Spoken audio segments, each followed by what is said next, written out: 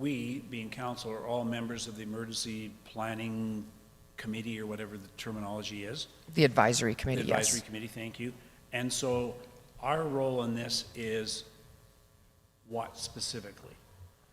So the emergency advisory committee is the one, like it's the same as council, where you're, if an emergency happens, we have to keep you apprised. You may be called together to approve funding because you've only given the city manager the authority to spend up to $250,000.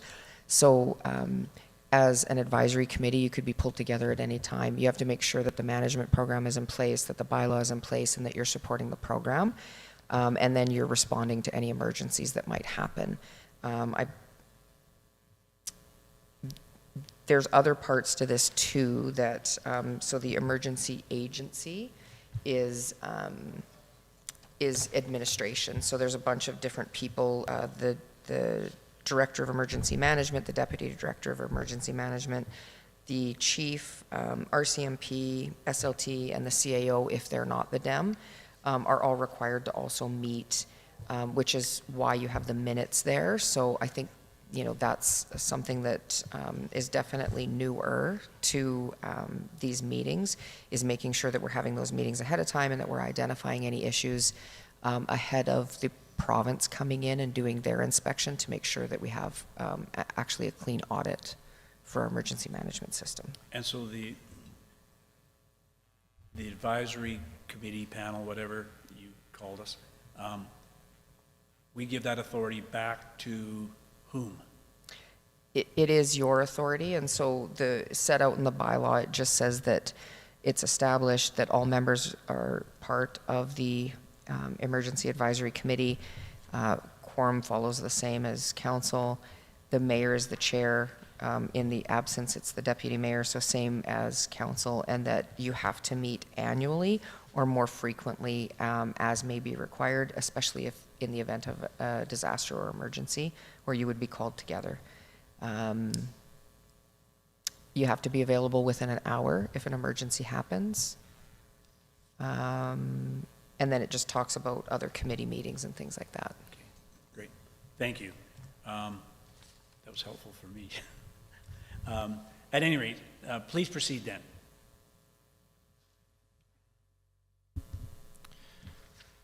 Good morning, Emergency Advisory Committee members. In front of you today we have our Emergency Advisory report, and the purpose of this report is to review the city's emergency plans and programs.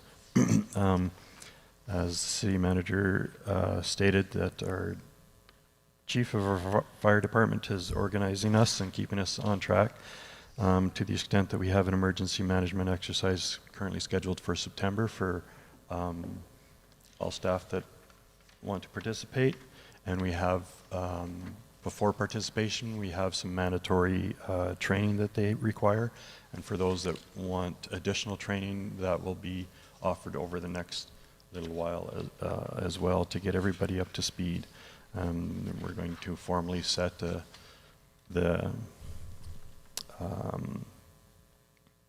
these training exercises annually, and we'll be more diligent maintaining this on an annual basis, these reports to the Emergency Advisory Committee. Looking to the chief, do you have anything to add?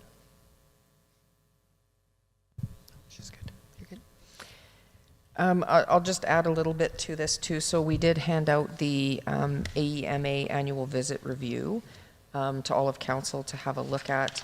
And for the most part, I think we're doing pretty good around our emergency management planning. There is one area, though, we do need to update our bylaw and go through the risk assessment to make sure that they're current as well. I believe the last time, just as a reminder, the chief can correct me if I'm wrong, our biggest risks in our community were flooding and derailment, or anything to do around the rail. And then the other thing is making sure that elected officials, so not all elected officials took the training within 90 days. And so we already have a plan in place to make sure that that's part of the orientation and onboarding with the next council that gets elected. So other than that, I think we did fairly decent with the review this year. And yeah, if there's any questions, we'd be happy to answer them. Councillor Billingsley.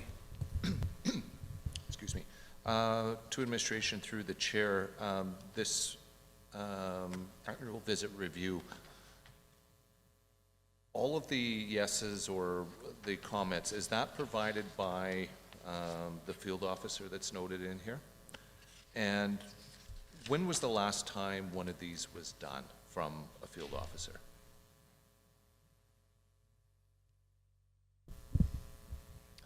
Through the chair to Councillor, they're done annually. Okay, so have we ever seen a document like this before? Through the chair to Councillor Billingsley, this is part of, I think, Amber getting us back on track and making sure that we're doing everything we're supposed to be. So we've had the meetings before, but not this formally. And yeah, you are supposed to be reviewing that. Okay, thank you. Any other questions? Yes, Mr. Chair, Go ahead. from above. Yeah, I had to find you. I did ask this question. I'm just wondering about mitigation of grass fires and fires. Is there a plan in Wetaskiwin for that as well? Thank you. Through the chair to Councillor Elliott, there's not a formal plan in the community emergency planning, but we do have that type of mitigation planning within the fire department itself. Thank you. And is that mitigation in collaboration with other partner fire agencies? I'm thinking the county or Millet or whomever, relative to fire. Through the chair to Deputy Mayor, it typically is, yes. We do have mutual aid agreements and whatnot. So we just enhance them based on the risk for the year. And some time ago, test my memory, maybe test yours, there was interest in acquiring equipment that was relatively specific to dealing with grass fires. Do we have specific equipment that's dedicated to the potential of grass fires? Through the chair to Deputy Mayor, that's correct. We do have our Engine 5, which is a bush truck. It's a county unit. Oh, it's a county unit? Yes. Okay. Thank you. Go ahead, Joe. Thank you. I believe many moons ago, I took one of these courses where we still had the head office was at the old city hall because we couldn't move all the computers and all the fiber optics lines. So, but that was, I believe, over 10 years ago. So I think maybe me and Councillor Elliott were the only ones still on that took this course. So I think it's very good.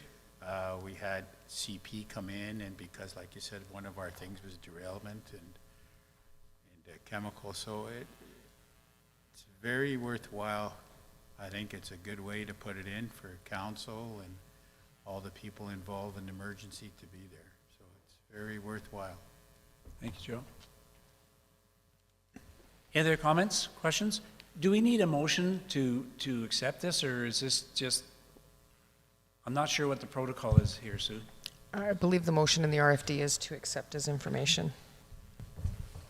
So moved. Oh, sorry, go ahead, Jessica. Sorry for the interruption through the chair to the chair. Before you accept that as information, can we get an adoption of the minutes? Thank you. Someone's saving me today. This is good. A whole bunch of people saved me today. Comments, questions? Hearing none. All in favor? How are we doing, Jessica? Aye. We're okay? And now the motion to accept? All in favor? So is there any more to this? Oh, sorry. Go ahead, Joe. To the chair, it says 90 days. Does this mean we have to emergency advisors or members have to take this course in 90 days, or is that going to be on the next elected council? Through the chair to Councillor Bronco, it is within 90 days of being elected or reinstated into your seat. So at the next election, we already have it diarized to bring it forward as part of the training for everyone that will be on council. Thank you. Great, thanks. I guess I have the power vested in me to adjourn this meeting too at 12:11.